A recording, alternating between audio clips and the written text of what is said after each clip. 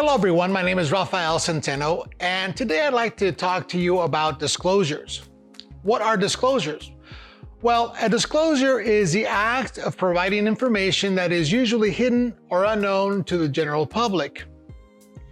In real estate, the seller discloses information that may or may not be hidden or known to the buyer. Under the contracts issued by the California Association of Realtors, by default, a seller has 7 days after a buyer's offer is accepted to deliver to the buyer all reports, disclosures, and information for which the seller is responsible.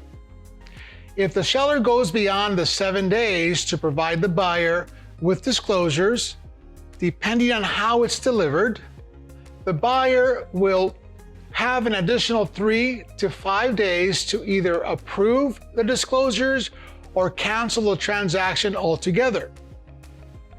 Okay, so what sort of disclosures is the seller responsible for?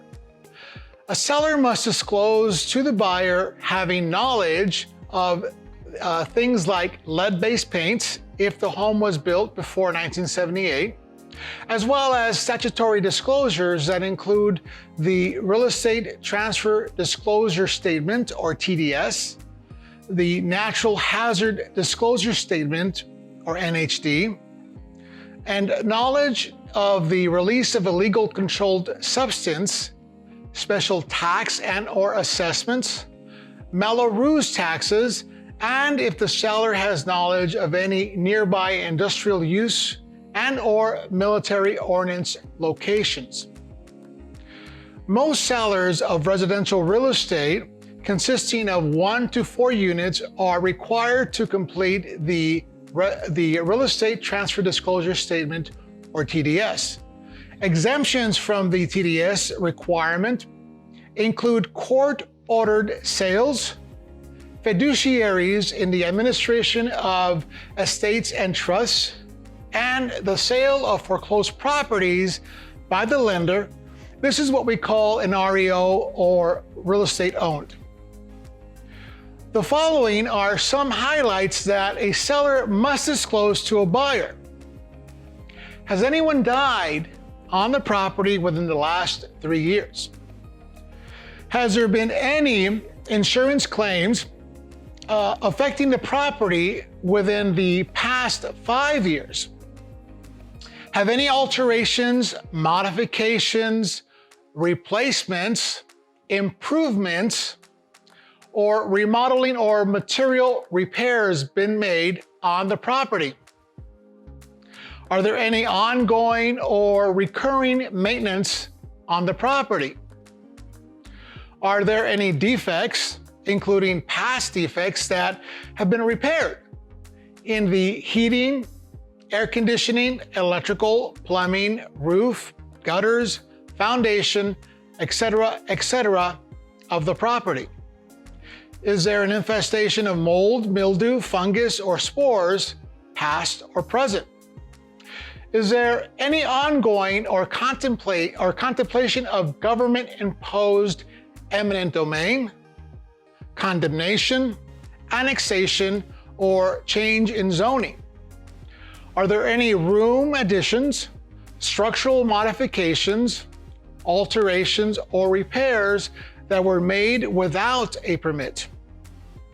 Now, agents must also provide both the buyer and the seller with what is known as the Agent's Inspection Disclosure, or Agent Visual Inspection Disclosure, AVID. This is where the agent will walk the property both inside and out and will make a note on any visual irregularities. For this type of inspection, it is always better to use the Agent Visual Inspection Disclosure, or AVID, AVID. The Natural Hazard Disclosure Statement contains information about earthquake fault zones, environmental hazards, special flood hazard areas, potential flooding areas, very high fire hazard zones, and other pertinent information. There is also a disclosure known as the Seller's Affidavit of Non-Foreign Status, or FIRPTA, F-I-R-P-T-A. The Internal Revenue Code states that a buyer must withhold tax if the seller is a foreign person. To avoid this withholding, a seller must provide an affidavit to the buyer with the seller's Taxpayer Identification Number, or TIN, T-I-N. This is usually handled through escrow, an attorney, or a title company, but the agent must always make sure that it goes through properly. So why is this important? Well, if the seller is a foreign national and leaves the U.S. without paying taxes on the sale of the property, guess who gets to pay these taxes? Yes, that's right, the buyer. So if the buyer does not withhold the tax of a foreign seller, then the buyer will have to pay for the sales tax. For this reason, it is really important to select an agent that has the knowledge, skills, and experience to protect and represent you properly. Okay, well, if you have any questions about this video or any other video, or would like to know more about how I can better represent you, please be sure to contact me online via my website or email. You can also call me directly or even send me a text. Thank you so much for watching this video, and please don't forget to subscribe to my channel. I hope to hear from you soon. Bye-bye.